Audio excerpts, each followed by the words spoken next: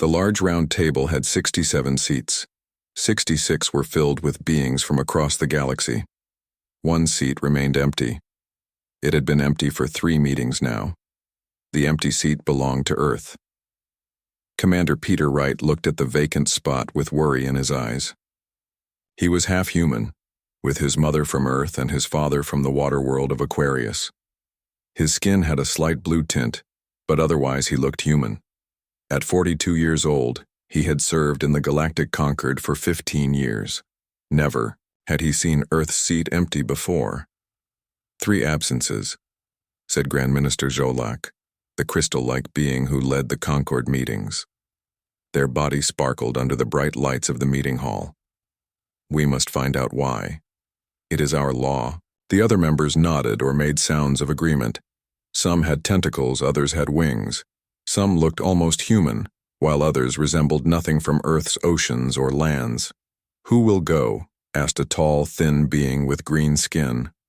All eyes turned to Peter. He knew why. His human blood made him the best choice. I will go, Peter said, standing up. I will find out why Earth has gone silent. 2 days later, Peter stood on the bridge of his ship, the Starlight Venture. The ship wasn't very big, but it was fast. It could cross the galaxy in weeks instead of years. Karen Lee, his navigation officer, worked at her station. Her fingers moved quickly over the glowing controls. Course set for Earth, sir, she said. Her dark hair was pulled back in a tight bun, and her brown eyes looked worried. We should arrive in 12 days. Thank you, Karen, Peter replied. He sat in his command chair and looked at the main screen. Stars streaked by as the ship moved faster than light. What do you think happened? Karen asked quietly.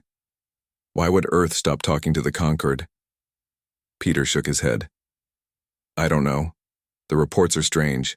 No signs of war. No signs of disaster. The automatic trade ships still run their routes, but no people control them. No people talk on the radio channels. Could it be a disease? Something that killed everyone?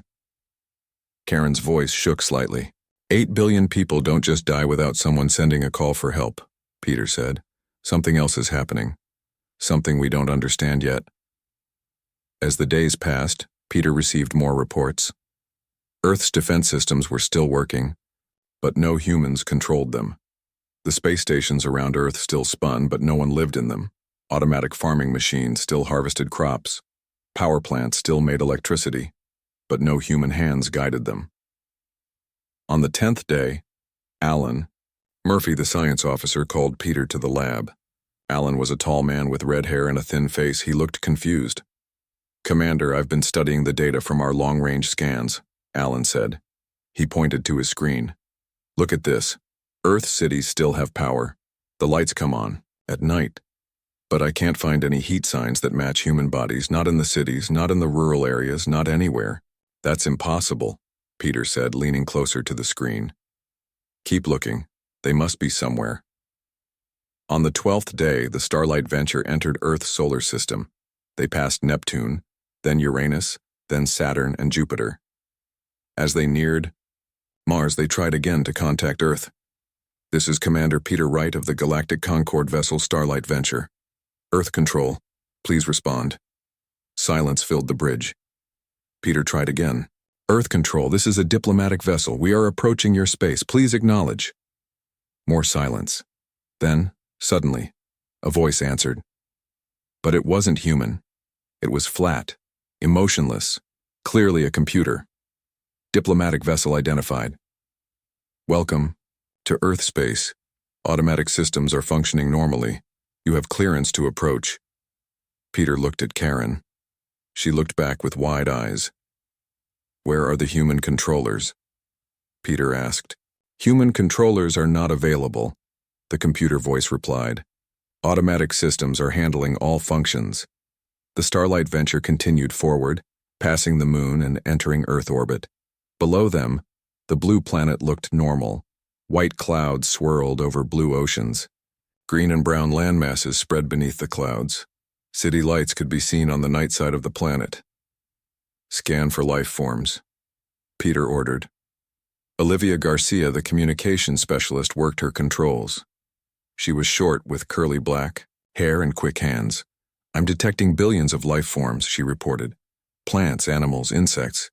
The ecosystems appear healthy, but—" She paused, checking her readings again. "No human life signs, not a single one." "That's not possible," Peter whispered. "Check again." "I've checked 3 times, Olivia said. "Animals are in the forests. Birds fly in the sky. Fish swim in the oceans. But no humans walk on Earth." Peter stood up. "Prepare a shuttle. We're going down to the surface. We need to see with our own eyes." An hour later, Peter, Karen, Alan, and Olivia sat in a small shuttle as it descended through Earth's atmosphere. They aimed for New York City, where the United Nations building stood. It seemed the right place to start looking for answers. The shuttle broke through the clouds and the city appeared below them. The buildings stood tall and unbroken. The streets were clean. Parks showed green. But no cars moved on the roads. No people walked on the sidewalks. "It's like a ghost city," Karen whispered. They landed in a square near the United Nations. The doors opened, and Earth's air flowed in. It smelled clean, fresher than Peter remembered from his last visit years ago. They stepped out onto the pavement. Birds sang in nearby trees. A small robot rolled past, sweeping the sidewalk. But no human sounds reached their ears. No voices. No footsteps. No music from open windows. "Where did they all go?" Olivia asked, her voice small in the strange silence. Peter looked up at the empty buildings, then across at the United Nations Tower. "Let's find out," he said. They walked through empty streets to the United Nations. The doors opened automatically for them. Inside, the lights came on as they entered. A pleasant computer voice welcomed them. "Welcome to the United Nations. How may I assist you?" "Where are the people?" Peter asked. "Where are all the humans?" The computer was silent for a moment. Then it replied in the same pleasant voice. "The people have evolved. They no longer need physical bodies. Would you like to access the Transcendence Protocol files?" The 4 visitors looked at each other in shock. Peter turned back to the computer interface. "Yes," he said. "Show us everything." Peter stood frozen in place. The computer's words echoed in his mind. "The people have evolved. They no longer need physical bodies." "What does that mean?" Karen asked, her voice barely above a whisper. "How can people not need bodies?" The computer screen in front of them changed. It now showed a path leading down a hallway. "Please follow the lighted path to the secure information room. All files on the Transcendence Protocol are stored there." The 4 of them walked slowly down the hallway. Their footsteps echoed in the empty building. Lights turned on ahead of them and turned off behind them. It felt as if the building itself was alive, watching them. "I don't like this," Olivia said. "It feels wrong." "We need answers," Peter replied. "This is why we came." The path led them to a large metal door. It slid open as they approached. Inside was a round room with screens covering every wall. A single table sat in the middle with 4 chairs. "Please be seated," the computer voice said. "The information will now be presented." They sat down. The screens came to life.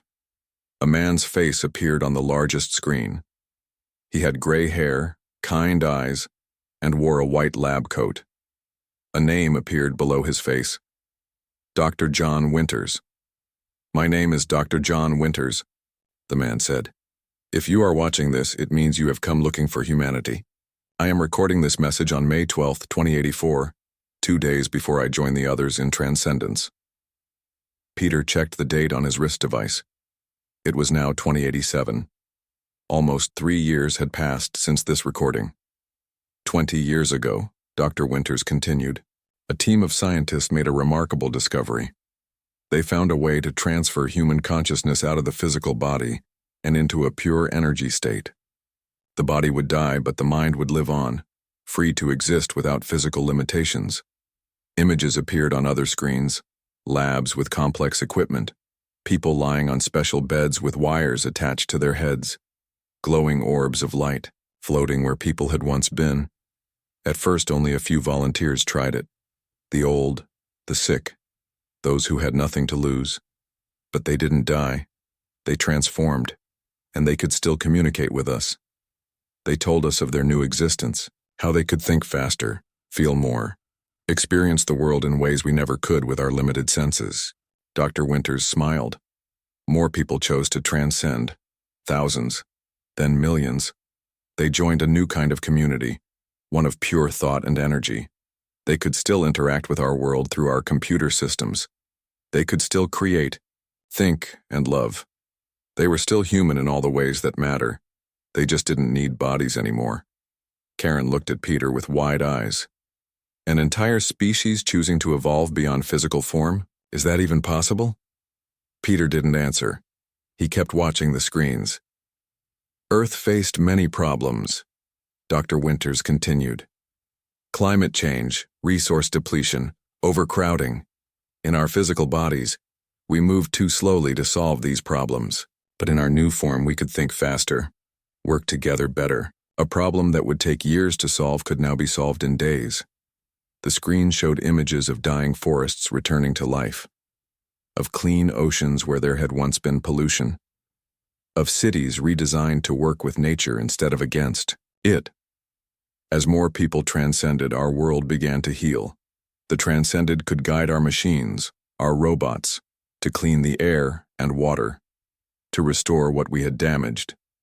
They became the caretakers of Earth, working at the speed of thought instead of the speed of hands. Alan leaned forward. That's why the automatic systems are still running. The transcended are controlling them. Dr. Winters nodded, as if he had heard Alan's comment. If you're wondering about our automatic systems, yes, they are still controlled by us.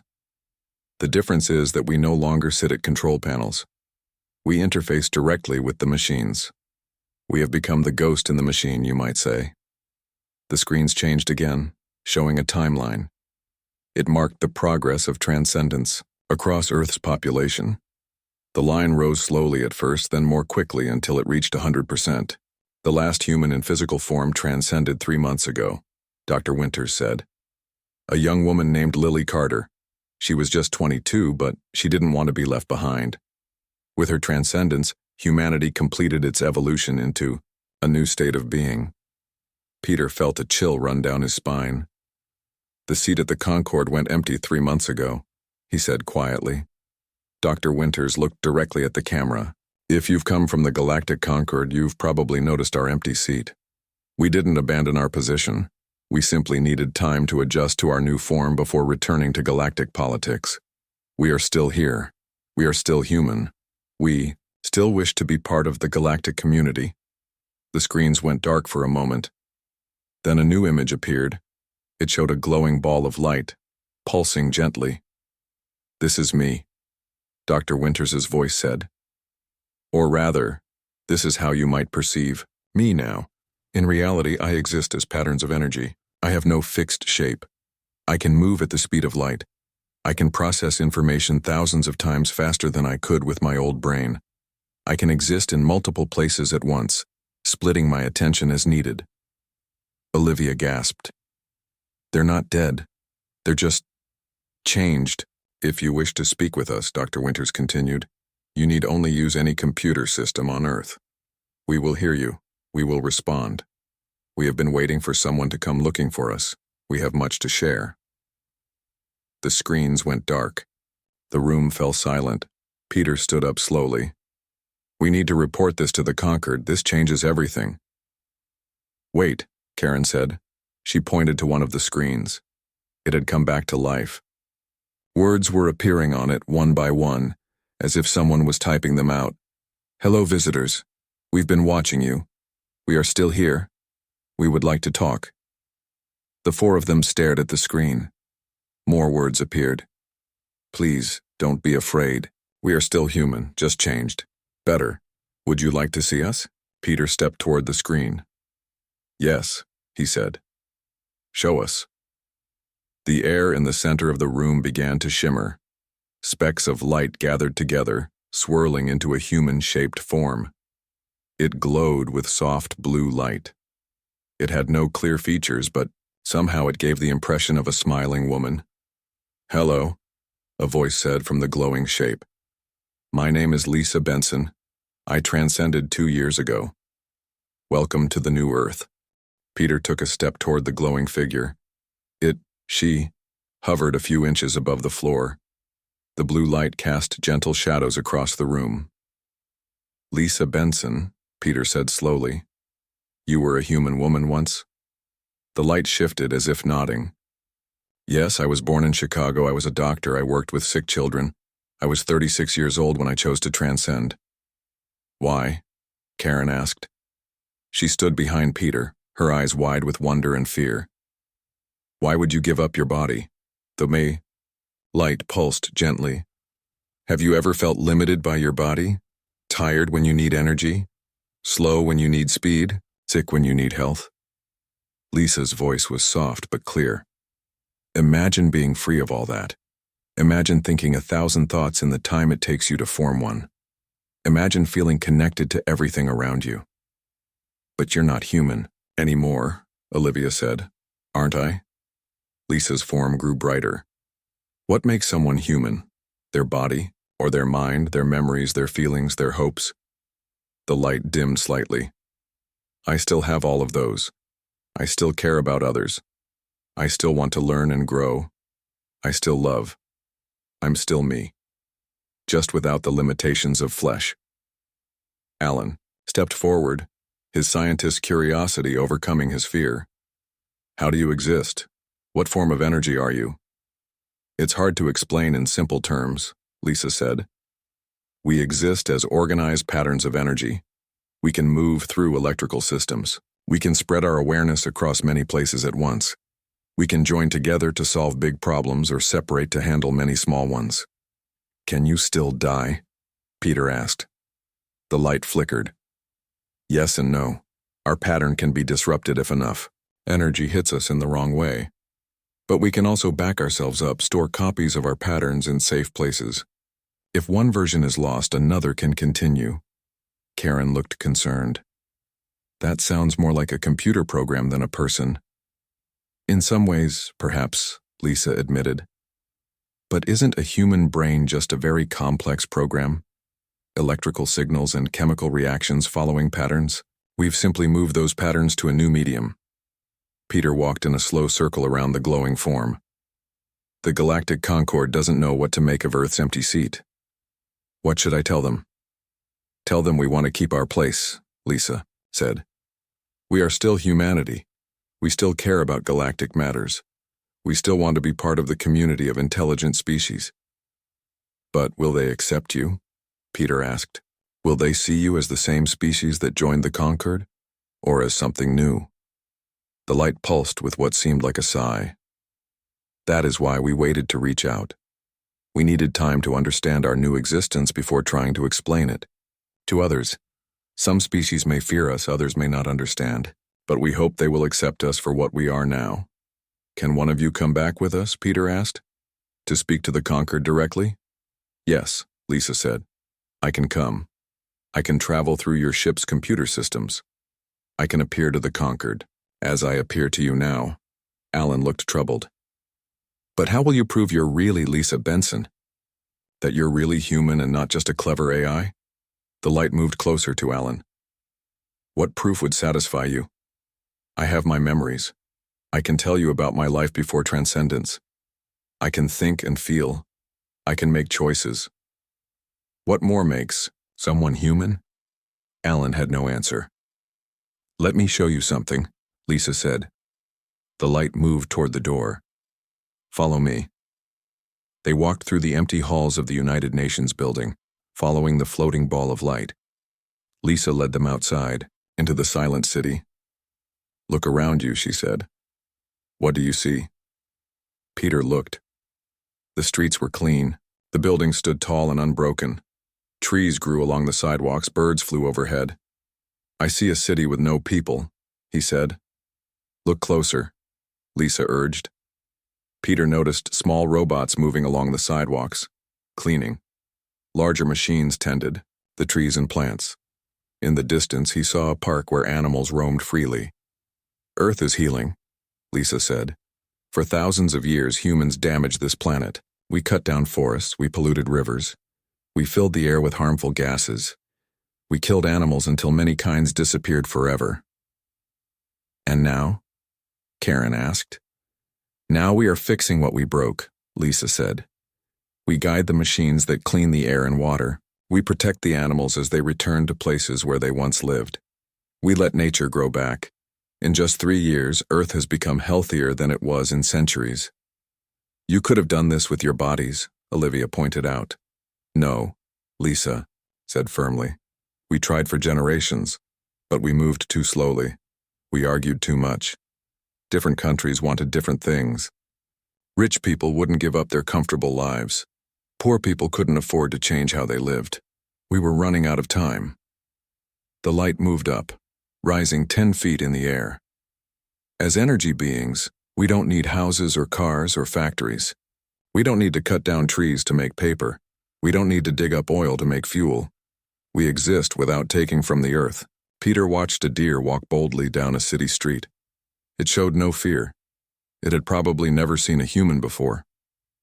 What about all the things humans built? He asked. All the art and music and stories? All the knowledge? We still have all of that, Lisa assured him. We stored everything in digital form. We can still create new art, new music, new stories. We just do it differently now. Here, let me show you. The air around them filled with soft music. It had no source that Peter could see. It was beautiful, complex, unlike anything he had heard before. I composed this yesterday, Lisa said. Music is different when you can think of all the notes at once instead of one after another. The music faded. Lisa's light form drifted back down to their level. Will you take me to the conquered? She asked. Will you help me explain what humanity has become? Peter looked at his team members. They each nodded slowly. Yes, Peter said. The conquered needs to understand. The galaxy needs to know that Earth's throne isn't really empty. It's just waiting for a new kind of human to sit in it. Lisa's light brightened. Thank you. I'll prepare for the journey. As the light faded away, Peter turned to his team. We'll leave tomorrow. Tonight we should rest. Can we trust her? Karen asked quietly. How do we know what she says is true? We don't, Peter admitted, but I believe her. And I think the Concord needs to hear what she has to say. That night, as they slept in their ship, Peter dreamed of glowing lights dancing through a forest. In his dream, he wasn't watching them. He was one of them, free, weightless, connected to everything around him. He woke up wondering if it had been just a dream, or if Lisa had given him a glimpse of what humanity had become. The next morning, Peter and his team prepared to leave Earth. They walked up the ramp into their ship, the Starlight Venture. Peter looked back at the empty city one last time. It felt strange to leave a planet so full of life, yet empty of people. At least empty of people with bodies. How will Lisa travel with us? Karen asked as they entered the bridge. She said she can move through our computer systems, but how will she get from Earth to our ship? As if in answer, the screens on the bridge flickered. The soft blue light that was Lisa appeared, floating above the main control panel. I'm already here, Lisa said. While you slept, I transferred my pattern through the communication link between your ship and Earth systems. Alan frowned. You entered our ship without permission? The light dimmed slightly. I'm sorry. I didn't think of it that way. Moving through systems is as natural to me now as walking through a door would be to you. Peter sat in his command chair. It's all right, but in the future, please ask before entering any system. Some species might see it as an invasion. I understand, Lisa said. I still have much to learn about how to interact with physical beings. The ship's engines hummed to life. Olivia worked at her control panel preparing for takeoff. All systems ready, she reported. We can leave whenever you're ready, Commander. Take us up, Peter ordered. The ship rose smoothly from the landing pad. Through the view screen, they watched as New York City grew smaller below them. Soon they were high above the clouds, and then beyond the atmosphere, back in the blackness of space. Course set for Galactic Concord headquarters, Karen said. Travel time, 11 days. Peter turned to the glowing light that was Lisa. We have time before we reach the conquered. Tell us more about transcendence. Help us understand what we'll be explaining to the other species. Lisa's light expanded slightly. What would you like to know? Do you miss it? Olivia asked suddenly. Having a body? Feeling things? Tasting food? Touching people you love? The light pulsed gently. Sometimes. There are sensations that were pleasant. The warmth of sunshine, the taste of good food, the comfort of a hug. But I experience new sensations now. I can feel the flow of data like you might feel a breeze. I can merge my thoughts with others, in a closeness that physical beings can never know. Can you ever go back? Alan asked. Could you make a new body if you wanted to? Theoretically, yes, Lisa said. We've discussed it. We could create artificial bodies, machines that our energy, patterns could control. But they wouldn't be the same as biological bodies. We couldn't truly return to what we were. The days passed. Lisa told them more about how humanity had changed. She explained how transcended humans could split their attention, focusing on many things at once. Some monitored Earth's ecosystems. Others explored the solar system, traveling as patterns of energy at the speed of light. Some focused on art or science or philosophy, thinking at speeds impossible for physical brains. What about children? Karen asked one day. Can you still have children if you don't have bodies? Not in the way. You mean, Lisa admitted, we can't reproduce biologically, but we can create new consciousnesses. We can combine our patterns and shape new ones from the combination. It's not the same as having a child, but it allows our kind to grow and change. On the 10th day of their journey, they approached the edge of the system where the Galactic Concord headquarters was located. Peter called his team and Lisa to the bridge. We'll reach the Concord tomorrow, he said. We need to prepare for how they might react. Alan looked concerned. Some species fear what they don't understand. They might see transcended humans as a threat. Why would they fear us? Lisa asked. Because you're different, Karen explained. Because you can move through computer systems. Because you think faster than they do. Some might worry you could take control of their technology or infiltrate their worlds. Lisa's light dimmed. We would never do that. We respect the boundaries of other species. We want to live in peace. I believe you, Peter said. But we need to convince the others. We need to show them that humanity hasn't abandoned its place in the galaxy. It's just changed its form. The next day, they docked at the massive space station that served as the Galactic Concord headquarters. The station was shaped like a huge wheel spinning slowly in space. Ships from dozens of different worlds were docked around its edge. Stay within our ship systems for now, Peter told Lisa. Let me speak to the Concord leaders first, explain the situation. Then we can introduce you. I understand, Lisa said. Her light faded until it was just a soft glow on one of the smaller screens. Peter and his team left the ship. They walked through the busy halls of the station. Beings of all shapes and sizes moved around them. Some looked almost human. Others were wildly different. Floating gas clouds, insect-like creatures, beings made of crystal or metal. They reached the main meeting chamber. Grand Minister Jolak greeted them. Commander Wright, the crystalline being said, you have returned. From Earth. What news do you bring? Have you discovered why their seat is empty? Peter took a deep breath. I have, Grand Minister, and I've brought someone who can explain it better than I can. He activated his personal communication device. Lisa, are you ready? The air in the center of the chamber began to shimmer. Specks of blue light gathered, forming Lisa's glowing human shape. Gasps echoed around the room.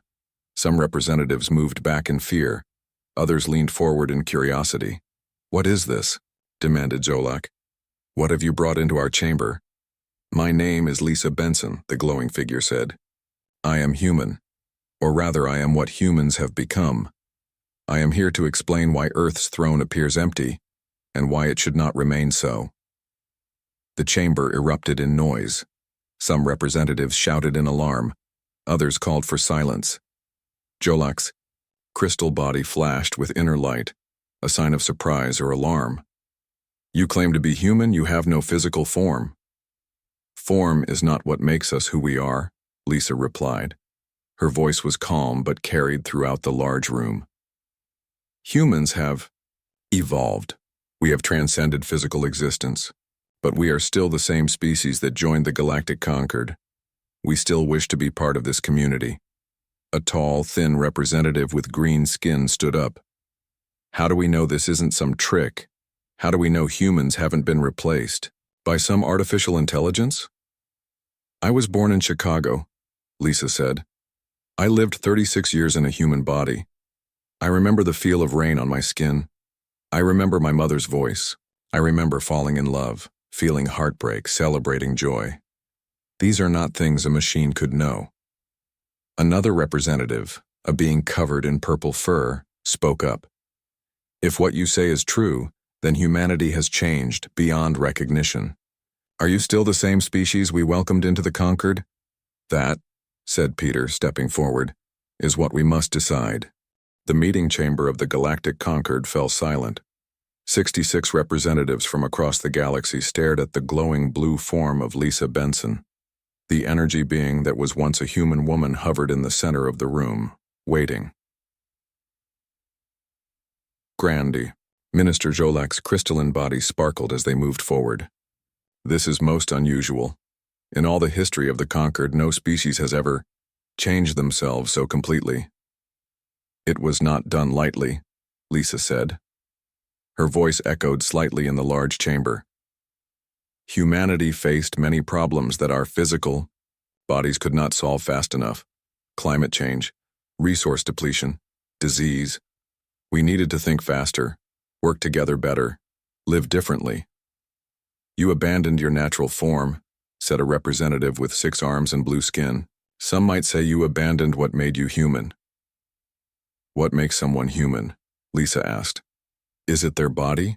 Or is it their mind, their memories, their hopes and fears, their capacity to love and create and explore? The blue light pulsed gently. We kept all those things. We just left behind the physical form that limited us. Peter stepped forward. The question before the Concord is simple. Does Earth's seat remain empty? Or does it now belong to humanity in its new form? A being that looked like a cloud of purple gas floated closer. If we accept this new form of humanity, what does that mean for the rest of us? Will other species feel pressured to follow the same path? Will humans look down on those of us who choose to remain physical? We would never pressure others to follow our path, Lisa assured them. Each species must find its own way forward. We respect your choice to remain as you are, just as we hope you will respect our choice to change. The debate continued for hours. Some representatives argued that humanity had become something new, a different species that should apply for its own seat. Others insisted that humanity's mind and spirit remained the same, even if their form had changed. Throughout it all, Lisa answered questions patiently. She explained how transcended humans lived, how they thought, how they interacted with the physical world. Can you show us? Asked a small, furry representative from a planet called Nyx. Help us understand what you've become? Lisa's light brightened. There is a way, but it requires your trust. I can create a temporary connection to your minds, not controlling them, just sharing. For a brief moment, you could experience the world as we do. The chamber erupted in worried murmurs. It would be completely safe, Lisa promised, and completely temporary, just enough to understand. Grand Minister Jolak raised a crystalline arm for silence. This is a serious matter. We will take a brief recess to consider this offer. The representatives filed out of the chamber to discuss Lisa's proposal among themselves. Peter, Karen, Alan, and Olivia remained with Lisa. Do you think they'll agree? Karen asked quietly. Some will, some won't, Peter replied. But they need to understand. Reading reports and hearing descriptions isn't enough. They need to feel what it means to transcend. After 30 minutes, the representatives returned. Grand Minister Jolak spoke. 30 representatives have volunteered to experience this connection. The others will observe. Lisa's light pulsed with what seemed like excitement. Thank You for your trust. Please, those who volunteered, come closer and form a circle around me. The 30 brave representatives moved forward. They formed a circle around Lisa's glowing form. Some looked nervous, others curious. Close your eyes, Lisa instructed. Relax your minds. I will do the rest. The blue light expanded, sending gentle tendrils toward each volunteer. The tendrils touched their heads. For a moment, nothing seemed to happen. Then, one by one, the volunteers gasped. Some swayed on their feet. Others let out sounds of surprise or wonder. Their faces, those that had faces, showed expressions of amazement. For 3 minutes, they stood connected to Lisa. The other representatives watched in silence. Peter held his breath, hoping this would help them understand. Finally, the blue tendrils withdrew. The volunteers opened their eyes. Many looked dazed, as if waking from a dream. That was... The 6-armed representative struggled to find words. I felt everything at once. I could think so clearly, so quickly. I felt connected to everything. It was beautiful, said the cloud of purple gas. I could see patterns I never noticed before. I could understand things that always confused me. One by one, the volunteers described their experience. They spoke of feeling free from physical limitations, of thinking faster than ever before, of sensing connections between all things, of understanding problems that had always seemed too complex. Grand Minister Zolak, who had been among the volunteers, stepped forward. Their crystal body glowed with an inner light. I have lived for 300 years, they said. I have met many species, seen many worlds. Never have I experienced anything like this. They turned to face the other representatives. What humanity has become is different, yes. But at its core, it is still humanity. The same curiosity, the same creativity, the same desire to grow and learn and connect. A vote was called. Each representative would decide, should Earth's seat remain empty, or should it be filled by humanity in its new form? The voting took 10 minutes. When it was done, Grand Minister Zolak announced the result. By a vote of 51 to 15, with one abstention, the Concord recognizes that humanity continues to exist, though in a new form. Earth's seat is not empty. It simply awaits a new kind of representative. Lisa's light brightened with joy. Thank you. Humanity is honored to remain part of the galactic community. There is one more matter, Zolak said. How will you physically occupy your seat in the Concord chamber? You have no body to sit in it. Lisa's light shifted, condensing into a more solid-looking human form. It was still made of blue light, but now it had clearer features. A woman's face, hands, the suggestion of clothing. I can take this form during meetings, she said. It's not physical, but it's more familiar to look at. Would that be acceptable? Zolak nodded. It would. The next day, when the Concord meeting began, Earth's seat was no longer empty. Lisa sat in it, her glowing form casting soft blue light on the table before her. She spoke when called upon, voted on matters before the Concord, and engaged with the other representatives. After the meeting, Peter found her in a quiet corner of the station. You did it, he said. You kept humanity's place in the galaxy. Lisa's light pulsed gently. We did it together. Without you and your team, I would never have had the chance to explain what we've become. What happens now? Peter asked. Now we share what we've learned, Lisa said. Already 3 species have asked about transcendence. They want to know if it might work for them too. And will it? Perhaps. Each species would need to find their own path. But the idea is out there now, spreading across the galaxy. Peter looked out a nearby window at the stars. Do you think others will follow? Some will, some won't, Lisa replied. Just as some humans were eager to transcend while others waited until the end. Each must choose their own future. Peter nodded. Earth's throne isn't empty anymore, and the reason it appeared so has indeed shaken the galaxy. Lisa's light brightened in what seemed like a smile. This is just the beginning. Humanity has a new role now. Not conquerors, not colonizers, but guides. We can help others find their own paths forward if they wish to follow. What about me? Peter asked. I'm half human. Could I transcend someday if I wanted to? The door is open, Lisa said. For you, for anyone who wishes to see what lies beyond physical existence. But there's no rush. The future is long, and there are many paths to explore. As they talked, news of humanity's transformation spread across the galaxy. On 100 worlds, beings looked to the stars with new eyes, wondering what humanity had become, and what they themselves might someday be. Earth's throne was filled again, and the galaxy would never be the same.